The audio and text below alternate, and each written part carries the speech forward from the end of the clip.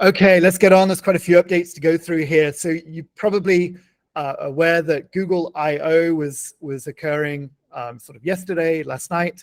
A lot of things were announced at Google I/O, and I just pulled out 3 or 4 topics here just to highlight. If you go through to this slide deck, workspaceupdates.com, I've included, so this is not the video, this is not the entire Google I/O. I think the entire keynote was about 2 hours long. This is The Verge's sort of shortened version, summary version. It's still 17 minutes long, but it captures all of the highlights. So it's well worth just checking out the shorter version of that. But just for the things we saw mentioned, which are quite interesting, Google is developing another LM called Learn LM, specifically designed for students to support their learning. The idea is it's going to be built into the Gemini app, and students can use it like a tutor. So it looks quite interesting. Secondly, Gemini Teammate. So now in the future, within chats or chat spaces, within group chats, there will be an AI chatbot as an assistant or a teammate built into the chat space. What's interesting with that will be if there is a possibility to include that in a chat group or a chat space with students as well, which could be moderated by the teacher. So the teacher would be in there, they would bring in the chatbot, and then I wonder if that's an opportunity to moderate that chat with Gemini. We'll see how that comes, how that rolls out. The next one, we've been talking about this for a while, Gemini side panel. That's going to be where you're in a Google Doc or a slide deck. A side panel will open up and you can draw upon other documents that you have in your Google Drive. So for example, if you're writing a school policy and you want to refer to all the other school policies, you'll be able to do that directly within Google Docs. You don't need to go anywhere to do that. And lastly, Notebook LM. This is actually not new, but it was brought up again at Google I/O. Notebook LM it's sort of like Google's test bed for AI. It's only available in the US. You need to get if you're outside of the US, which most people are here, you would need to get a VPN to access it, but it's well worth checking out. I would say that Notebook LM is Google's test bed. It's its place to play around with and test AI features. I wouldn't rely on it becoming a full product or becoming a core service. But if you just want to see what's happening with AI, Notebook LM is a great place to look at. And again, yeah, check out this 17-minute summary of Google I/O. Otherwise, you can find a full 2-hour version on Google's website. Okay, just a quick share. In addition to all of the other Google I/O announcements, Gemini is now available to many, many more Workspace users and territories. It was exciting. Last week, I was in Hong Kong, and very luckily, about 3 days before our Google event, Hong Kong enabled access to Gemini Enterprise. Okay, quick update. Microsoft Edge. I don't know how many Microsoft Edge users are in this call right now, but if you are, you can now do slides recording in Microsoft Edge. Okay, next quick update. They've changed how you can manage notifications for Google Chat Spaces. You can see the little notification box just there. So you can receive all notifications, the main conversations from a chat space, or only mentions. It's just adding more granular level of notifications there when you're in a chat space. Okay, a side update to Google Meet hardware. Again, I think we'll skip this one because not that many schools are using Google Meet hardware. Breakout room information is now being included in Google Meet attendance reports. That would have been useful probably a couple of years ago when people were using breakout rooms during COVID, but it's good that the feature is now coming. Again, just racing through a few of these. This was a cool update. I'm a total Google Sheets nerd, and I love this. The ability to create tables within Google Sheets. And you can see the animation just there of how it's working. So obviously you'd have your data table. When you create a table from that data that you have there, obviously got those formatting options, but in addition to that, it will auto apply formatting to the entire table, but also columns of data.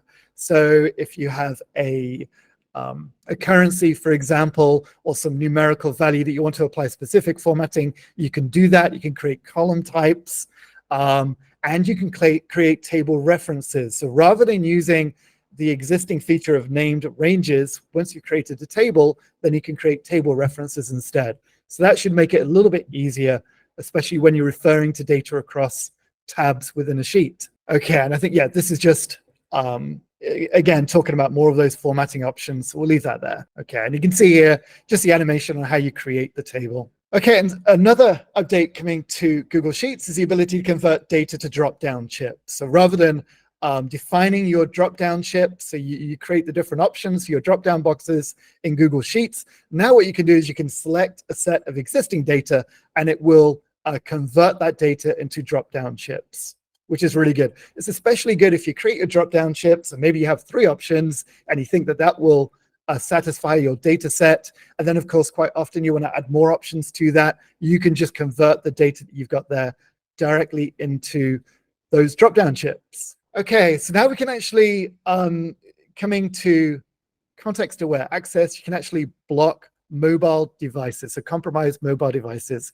using context-aware access. There's been a couple of updates to context-aware access recently, again, improving the security on the back end, and this is one of them. It was announced, and I actually got emails about this, I think, but Google's simplifying how users can turn on two-step verification, which just makes it easier and it streamlines that process. So at a high level, there's a few different things. There's a few different ways you can add two-step verification. This is removing the requirement to use a phone as the very first method of two-step verification. So users can use a security key or a passkey, or there's different ways of doing that. So they can add those, yeah, if you look at the first bullet point, you can add those second step methods before turning on two-step verification. Okay, so within Google Meet, it's been a nice little update where you can automatically hide tiles without video, so blank tiles. So if it just shows their image, not their video, you can quickly hide those tiles within Google Meet. This is, so an update to AppSheet is coming where you're able to create AppSheet organizations. I just want to flag this and say, actually, this is not available to the core AppSheet licenses, which are given out with Education Plus. So with Education Plus, everybody has the AppSheet core license. AppSheet organizations are not a part of that basic level of licensing. They're the next level up with AppSheet enterprise licensing. But anyway, organizations are coming. So if you're making a lot of use of AppSheet within your school, this would be a better way of managing those teams that are creating app sheets within the organization. Okay, a quick update to low latency live streaming for the first 25,000 viewers. Probably not many schools using up to 25,000 viewers just yet. This is a great one, announced a couple of weeks ago, another AppSheet update using Google Forms as your data entry point for AppSheet. So quite often what happens is a school maybe has a Google form collecting data, but they want to use AppSheet for advanced automations, where you can actually do that and use the existing form as a data entry point. And this is great for two things. One, you don't need to develop the front-end interface in AppSheet for people to be entered for the table for people entering their data. You can use your existing form.